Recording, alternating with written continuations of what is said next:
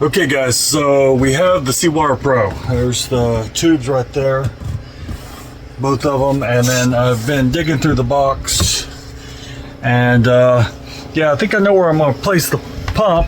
My wife said, why don't you stick it here? And after sticking it in so many locations, I put it underneath the couch here, so it's going to have plenty of ventilation down there, and yeah, it will hopefully not burn out the pump, because that pump's expensive.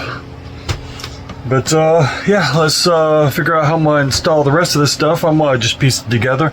I'll leave a link down to the install video from SeaWater Pro, because of course they build it, they probably explain it better. But I'll go through the trials and tribulations of me installing this thing, and you can see if you want to get it or not. And I can say that a friend of ours just got this, and he's pumping some good water now. It took him about 3 or 4 days. It's fresh to salty, but yeah, he got this thing installed, so I can't wait to see his video when it comes out to see how much struggles or non-struggles he had. So minus the high pressure pump and the membranes, this is all the other stuff. So over here we have our low pressure boost pump. This is for the automatic flush. We got the small control panel, which I don't know, maybe I should have got the big one. This actually powers our boost pump. This is to the exit for the flush. This is all our low pressure. This is the high pressure. These are the filters and the carbon. The hoses. We got the water quality monitor, and this is so you can pickle the membranes. And then it comes with a carbon filter, a 20 micron and a 5 micron filter. I have a whole bunch of 5 microns. I don't have any but that one 20 micron. So the first thing I'm gonna put together is my low and high pressure side. Let me show you where I'm gonna mount this stuff first. So I'm gonna mount this, and this is right above my keel in the bilge, and these walls are plenty big enough for my membranes and my pre-filters. And the instructions, which I've been reading thoroughly, are really good for this. I did see a few errors in like battery sizes for like the water monitor or the water tester, but other than that, or actually the timer, the pre-wash timer, it says use AA, and then it says AAA, and it uses AAA. But yeah, I'm gonna go through these and hopefully get this installed. I'm not going to do a step-by-step. I said the SeaWater Pro, they did a good job of showing this installation. I'm just going to show you my hiccups and my problems as I install it. So I just finished the low pressure side of this, the filter system. I'm going to show you what it looks like. Okay, so down here in the bilge, I know it takes up a lot of room, but I have to put these pointing down, so I have to really get down low to see the pressure there, or I just use my camera. But yeah, so these are all in. I put the filters in, your charcoal, things flow from this way to this way. You can blow through these if you want to check which way they're flowing. Same down there. This flows up and that way.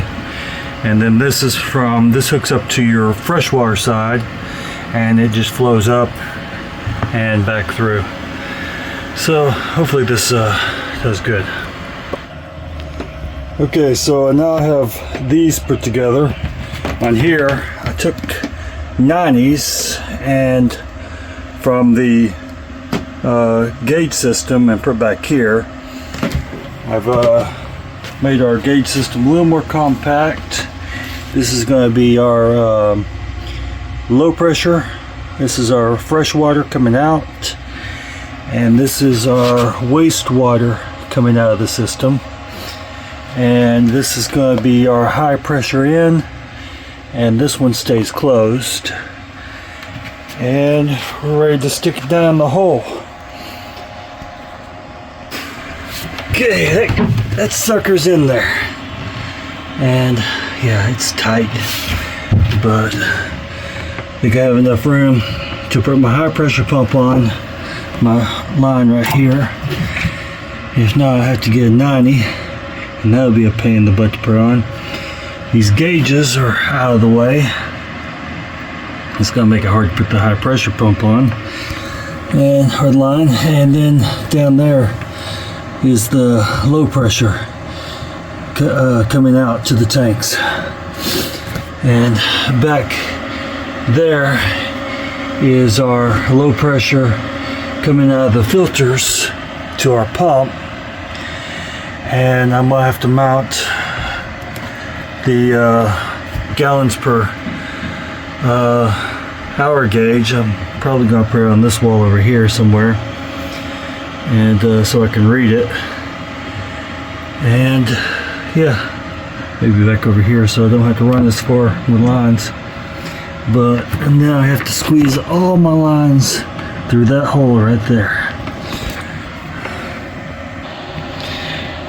Okay, I got everything installed down here except for our rinse line. And boy, it's going to be a challenge if I have to change that bilge pump. But yeah, it's all fitting in here. And in here, I've got everything, all the plumbing ran in here, minus the rinse line, which that's getting quite cramped up in there. And then I've got my pump mounted onto a board that I'm going to screw down in here. So if I ever have to replace coolant lines on this thing, I guess I'll just route away from them. I don't know. Okay guys, we got dinner going tonight. Well, I'm just making up something right now. Making up something yummy. It's kind of a casserole. Gotta be careful because I don't have a casserole pan. And then we gotta put on we got some cornmeal, kind of like a cornbread. Yeah, this is some yumminess going on in here. Yep. It's just we kind of wanted to do something different tonight. Kind of making a just a casserole thingy with a cornmeal topping on it. Okay. Spilling. We're gonna see how it looks when she puts it in. Here she goes. No, you don't spill it.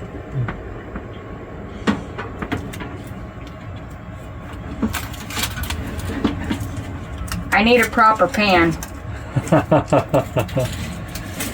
Yeah, it's in. But you know what I'm gonna do? Put that pan underneath it, just in case anything spills over. I don't have a big mess in there. Now she's sliding the big pan in there. Look at that. Well, if it does happen to spill over, it goes right in that. Yeah. So it's dripping down. Oh, that looks really good. I can't get in there. There, I can see it. I can't either. I'm like trying to see if it's done. Yeah, that looks really good. Yeah. Guys, dinner's gonna be good tonight. It's crunchy. Forking. Yeah, I think it's done. Yeah. Okay, we're gonna take that. No, we're gonna leave it in there. Leave it in there. Let's sit there and just, marinate. Okay, guys, my babe, she pulled out the yumminess right there. I think that looks good. Oh, that looks really good. That looks good. Let's see. Oh, yeah. Yummy! We're having a casserole tonight. Oh, it's gonna be good. I haven't made one in a while because I don't have an actual pan that I can do it in. But we're gonna get one. Yeah, we are. So I'm gonna start doing more casseroles. Okay guys, we just heard a boom, and I don't know what's going on over there, but that is a huge pillar of smoke. Oh my gosh. If that was a house fire, it wouldn't be black. No, there's a lot of boats over there, but yeah, you can't, let me see, I'll zoom in, show what the eye looks like. Yeah, that is huge. So we're just out here talking with our son. There's a lot of and big catamarans. yep, a lot of boats over there. Okay guys, so I just got on the radio, and that over there is a big dock fire. Reporting a fire at the 15th Street Fisheries. This is the Coast Guard coming, Captain. So yeah, that's a fishery. That is it was a huge explosion and now a fire. So, and we just sit down here. The Marine Police just recently showed up. Okay, so the police are on site. Roger, Captain. Can you by chance give me a description of the vessel that is on fire? It's actually two boats. Looks like one was tied to the gas dock. The other was not. It didn't appear to be. Oh, that's the fuel dock over there. What kind of description? Obviously, they're probably gasoline would be my thought. Diesel. Yeah. They're both history. So yeah. Roger, Captain. Just want to verify you said two boats are on fire? Repeat the map. Captain, I just want to verify that I heard you correctly. You said that there were two boats on fire? Yes, ma'am. Two boats on fire. Oh yeah. Roger, thank you, Captain. Wow, it's yeah. I mean, we're watching the live cam on the 15th Street Fisheries live cam feed. Looks like firefighters are just showing up with hoses, and there's two boats on fire on the south side of the dock. Oh, that's at the fisheries. Yeah. Do they do gas? Where's it? Yeah. It's there's a fuel dock over there. 15th Street Fisheries. Captain, this is the Coast Guard. Request you say again. Oh wow. So yeah. Oh, that's a bad day for some people out there, and I don't even know if I was going to use that fuel dock. So I hope everybody's safe. You're seeing fire? Yeah. But yeah, this is horrible, guys, and I'm hoping everybody is safe. But it was a loud explosion. Okay, cleaned my whole top and bottom. So I cleaned the white and I cleaned underneath the boat. Dog's not happy I'm leaving. Now I gotta go get some fuel. All out. So we're at the fuel dock, and this is where the fire happened. Two people inside of a boat lost their lives tragically. It was all because they didn't have their fan on their or their blower fan for their engine bay, and just one spark, gasoline blew, and it was, like I said, tragic. But we got our last of our fuel, and man, it is rough here. My little dinghy's getting beat up. But this guy squeezed in between that and that. Great stuff, but it's a madhouse, a lot of wakes. If you're coming out on your dinghy, you're gonna be really rocked. So, but we made it. We got our fuel, and we just gotta get food, and we're ready to go to the Bahamas. Yeah. Okay, so we have our boost pump installed right there. And I wired this 12 volt. It's come off the seacock right there. Excuse all the dirt. And then I have 12 volts ran from the accessories. Now I'm going to see if it works or it blows up. So boost pump. There it goes. And it's filling up. Okay. I'm getting about 8 pounds of pressure right now. It's still filling up.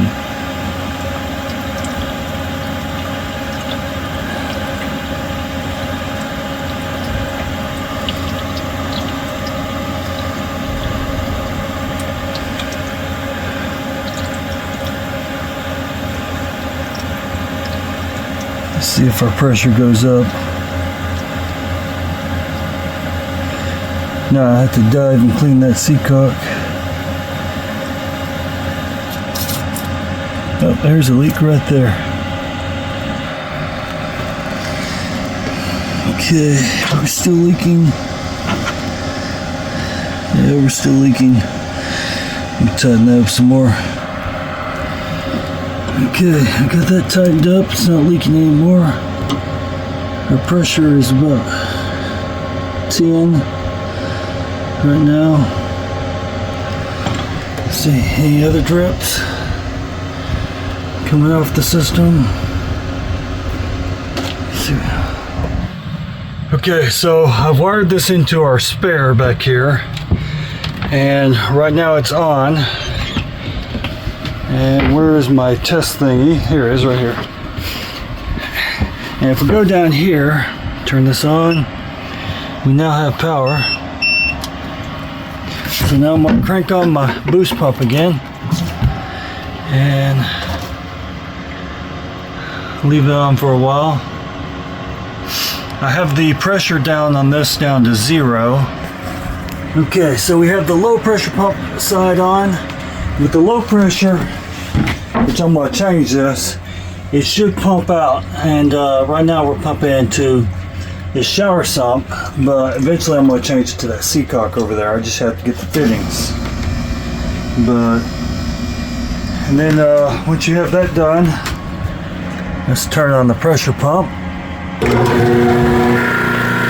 So while the system is running, you'll see our pressure gauge is right there. You want to incrementally turn up the pressure. We'll turn on our TDS here too.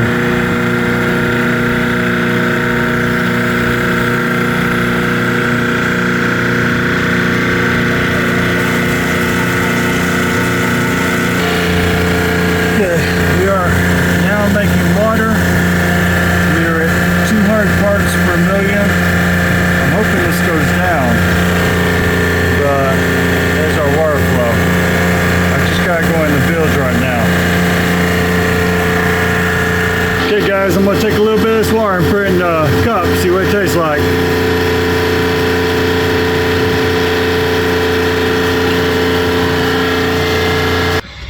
Okay guys, so we're gonna try this water. I poured it in a cup and hopefully I don't croak. You wanna go first?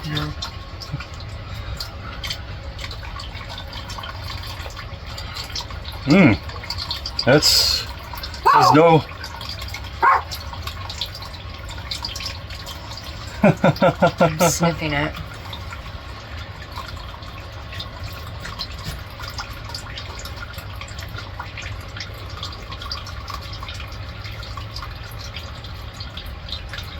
I don't know what regular non-chlorinated water tastes like. But it's not chlorinated nor fluorine.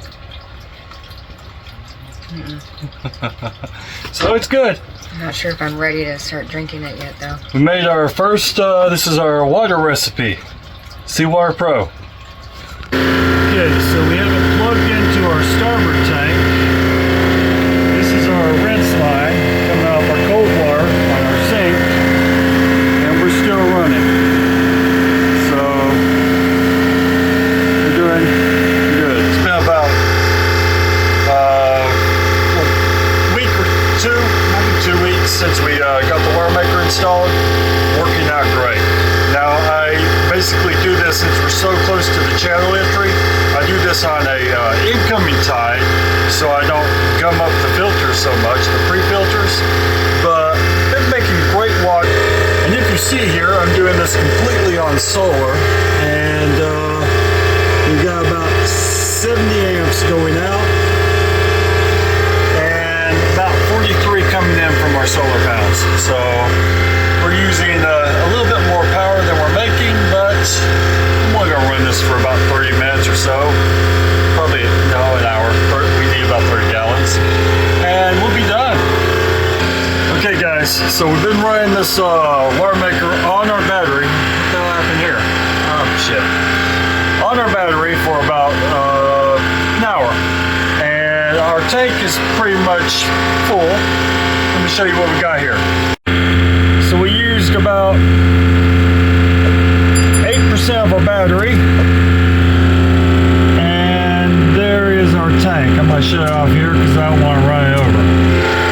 But that's pretty awesome. So I am loving this SeaWater Pro.